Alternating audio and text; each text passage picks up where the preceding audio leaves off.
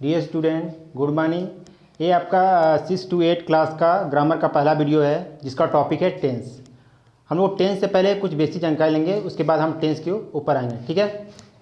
इसमें आप लोग प्रोनाउन पढ़ चुके हैं, उसके बारे में थोड़ा प्रोनाउन के कुछ वर्ड से आई, बी, यू, दे,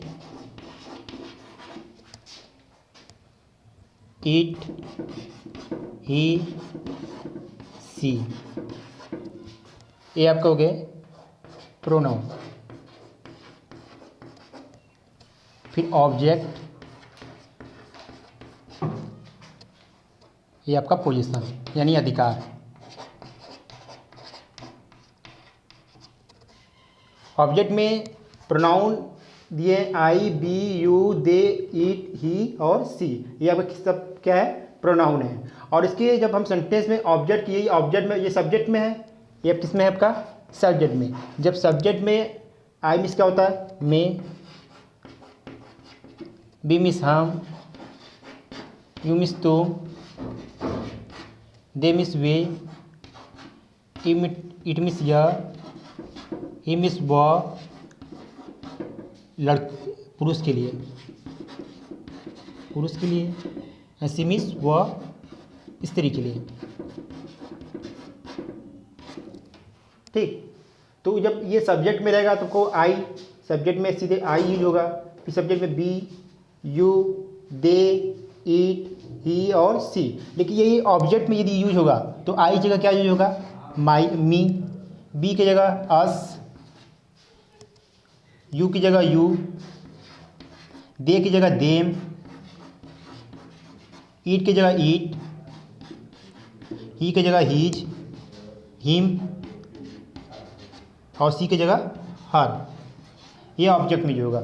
ये अब मैं अधिकार की बात करूँ, जैसे अधिकार में यह मेरी गाड़ी है तो यहाँ पर मेरी के लिए क्या यूज होगा, माई, मेरी के लिए माई। यहाँ पर अधिकार पोजीशन में क्या होता है, अधिकार। जब अधिकार की बात होगी तो वहाँ पर मेरी, मेरा के लिए क्या होगा, माई। उसी तरह हम बी मिस हम, जिसका अधिकार मिस हमारा, हाँ, और हो जाएगा। उसी तरह यू का अधिकार में पोजीशन में क्या हो जाएगा आपका, योर हो जाएगा।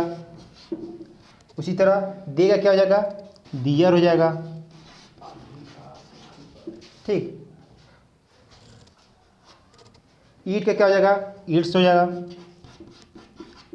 उसी तरह ही का क्या हो जाएगा, हीज हो जाएगा। और सी क्या है आपका, हार हो जाएगा, ठीक। यानी कि जब भी हम सेंटेंस बनाएंगे तो सब्जेक्ट में यदि हो रहेगा तो आप आई लिखेंगे, लेकिन ऑब्जेक्ट में रहेगा तो मी लिखेंगे। और यदि अधिकार की बात होगी तो माई। उसी तरह सब्जेक्ट में रहेगा तो बी लिखेंगे, ऑब्जेक्ट में रहेगा तो अस, और पोजेशन यानी अधिकार की बात करेगा तो वहाँ पर अवर की यूज करेंगे। और उसी तरह प्रोनाउन यू का भी, दे का, इट का, ही का, सी का, जैसे जिस सेंटेंस में जिस तरह का वाक्य रहेगा उसके अनुसार आपका यूज आई का यूज होगा, बी का, यू और दे, इट सबका यूज होगा, ठीक है। चलिए हम टेंस के बारे में आते हैं।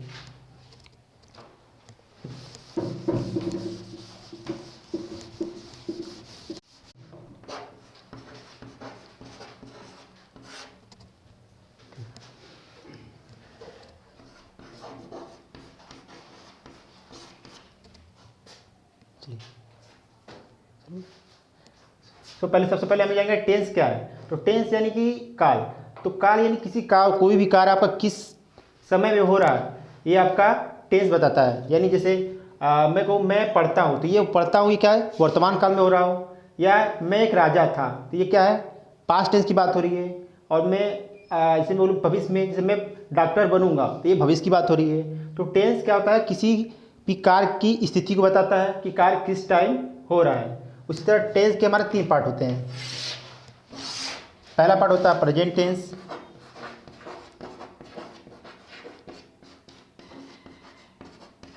दूसरा आपका है पास्ट टेंस,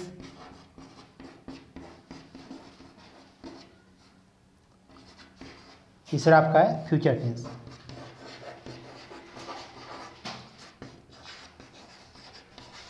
ठीक। प्रेजेंट टेंस यानी वर्तमान काल,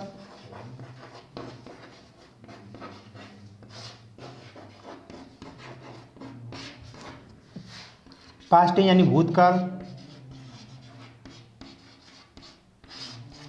फ्यूचर टेंस यानी भविष्यकाल,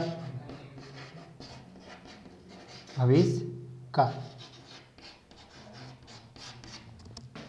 जैसे मैं कहूँ प्रेजेंट टेंस में आई एम स्टूडेंट, मैं एक विद्यार्थी हूँ। तो मैं एक विद्यार्थी यानी प्रेजेंट की बात हो रही है। यदि मैं ऐसे कहूँ I am king, I am a king, मैं एक राजा था। तो ये किसकी बात हो रही है? पास्ट की बात हो रही है कि मैं एक राजा था। पास्ट में मैं क्या था? एक राजा था। ये पास्ट की बात हो रही है। उसी तरह मैं कहूँ I will be A doctor, I will be A doctor, मैं एक डॉक्टर हूँगा। तो ये आपका भविष्य की बात करें कि मैं भविष्य में डॉक्टर हूँगा या बनूँगा। तो प्रेजेंट टेंस में क्या हो जाएगा कि प्रेजेंट की बात होगी, पास्ट में भूत की बात होगी और फ्यूचर में भविष्य की बात होगी। उसी तरह टेंस के 3 पार्ट जाएंगे, present tense, past tense and future tense. और बारी बारी से हम तीनों टेंस के बारे में जानेंगे। सबसे पहले हम जानेंगे प्रेजेंट टेंस के बारे में। पहला है प्रेजेंट टेंस।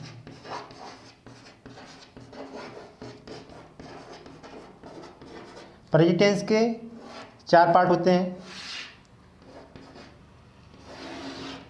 पहला पार्ट है प्रेजेंट इंफिनिट टेंस,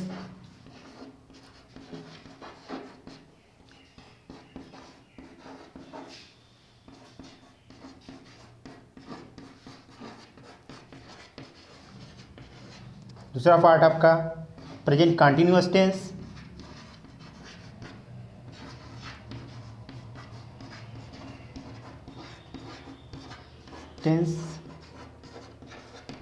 तीसरा आपका है present perfect tense,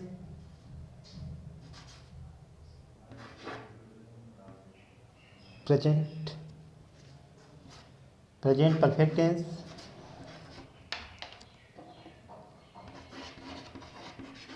present perfect tense. चौथा आपका है present perfect continuous tense, present perfect continuous tense. Present tense, present tense के 4 पार्ट हो गए। कौन सा? Present indefinite tense, present continuous tense, present perfect tense और present perfect continuous tense. Tense के 3 पार्ट पढ़े थे हम लोग, present tense, past tense and future tense. Present के 4 पार्ट हो गए, present indefinite tense, present continuous tense, present perfect tense और प्रेजेंट परफेक्ट कंटिन्यूअस टेंस। उसी तरह पास्ट के भी 4 पार्ट होते हैं, past indefinite tense, past continuous tense, past perfect tense, past perfect continuous tense. उसी तरह फ्यूचर के भी हो जाएंगे, future indefinite tense, future continuous tense, future perfect tense, future perfect continuous tense. यानी हर एक पार्ट के 4 पार्ट होते हैं। यानी टेंस के 3 लड़के होते हैं। कौन कौन से? Present continuous tense, present perfect tense, present past tense and future tense. और उसके हर एक 4 लड़के होते हैं। ठीक है, तो हम सबसे पहले पढ़ेंगे प्रेजेंट इंडेफिनिट टेंस के बारे में। ठीक है, सबसे पहले पढ़ेंगे हम प्रेजेंट इंडेफिनिट टेंस के बारे में। प्रेजेंट इंडेफिनिट टेंस,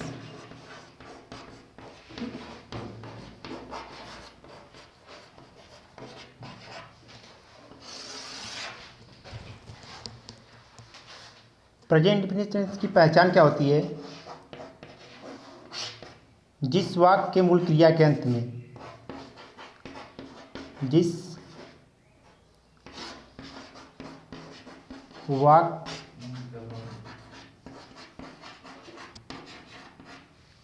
मूल क्रिया के अंत में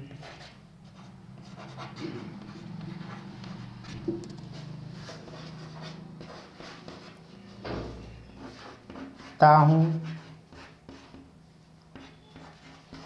ती हूँ, ती, ते हैं,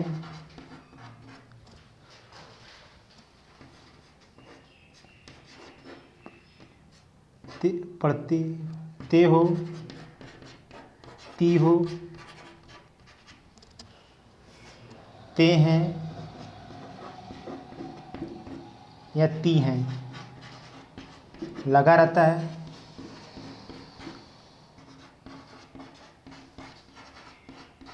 वो प्रेजेंट इंडिफिनिट कहलाता है। प्रेजेंट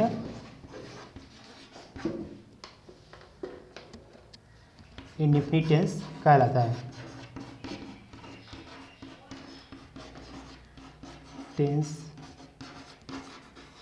कहलाता है।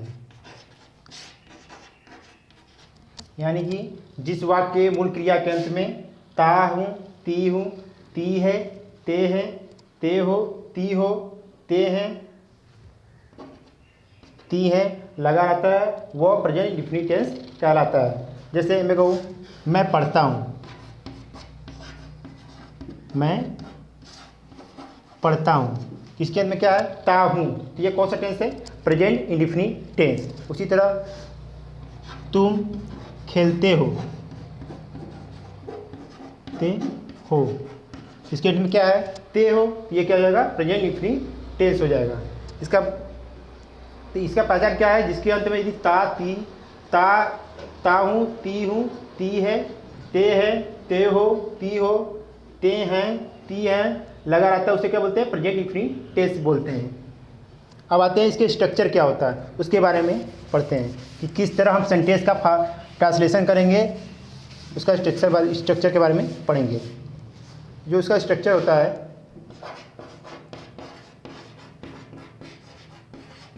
पहले हम लोग सब्जेक्ट लिखते हैं, फिर वर्ब का फर्स्ट फॉर्म या वर्ब का फिफ्थ फॉर्म, फिर ऑब्जेक्ट, यानी कि सिंगुलर सब्जेक्ट के साथ सिंगुलर वर्ब,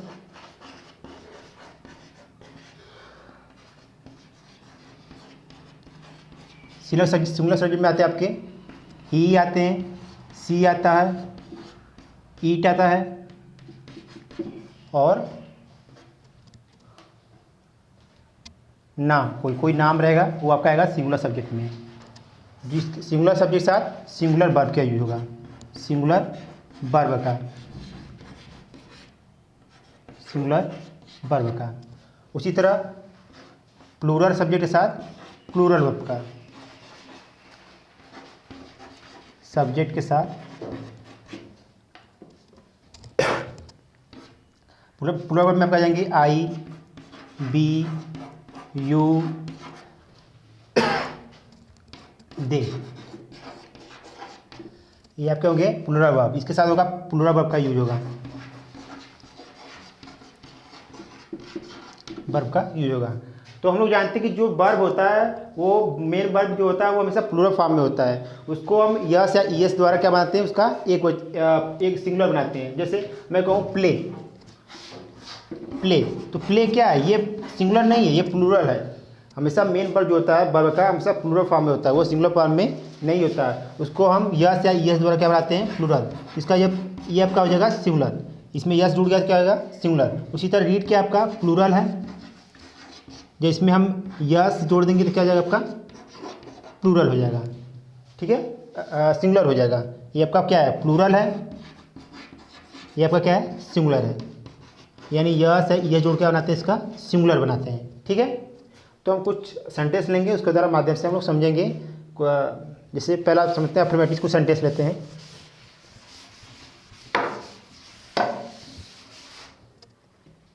जैसे दिया है, मैं किताब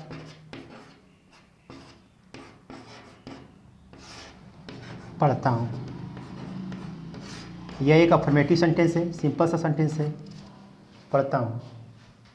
तो क्या हो जाएगा, मैं एक सब्जेक्ट है तो उसको लिखेंगे आई के फॉर्म लिखेंगे, क्योंकि मैं बताया था कि सब्जेक्ट में आई लिखते हैं, आई लिख दिए। उसके बाद क्या बनाएंगे, वर्ब, क्योंकि जो सेंटेंस फॉर्मेशन में पढ़े थे कि पहले हम लोग क्या लिखते हैं, सब्जेक्ट लिखते हैं, फिर वर्ब लिखते हैं, फिर क्या लिखते हैं, ऑब्जेक्ट लिखते हैं। तो पहले क्या आ गया, आई हो गया, फिर वर्ब क्या है, पढ़ना। तो पढ़ना रीड मीन्स पढ़ना होता है, तो रीड लिख दिए, ठीक। उसके बाद क्या आएगा, बुक, ए बुक। यहाँ पर ध्यान दीजिए, ये आई क्या आपका प्लूरल वर्ब, प्लूरल सब्जेक्ट है, तो प्लूरल सब्जेक्ट सर क्या आ जाएगा, प्लूरल वर्ब का यूज। यहाँ पर यस नहीं लगेगा क्योंकि ये क्या है, प्लूरल सब्जेक्ट है, तो ये बहुवचन सब्जेक्ट के साथ बहुवचन वर्ब का यूज, सिंगुलर सब्जेक्ट के साथ सिंगुलर सब्जेक्ट का सिंगुलर वर्ब का यूज। उसी तरह वह क्रिकेट खेलता है,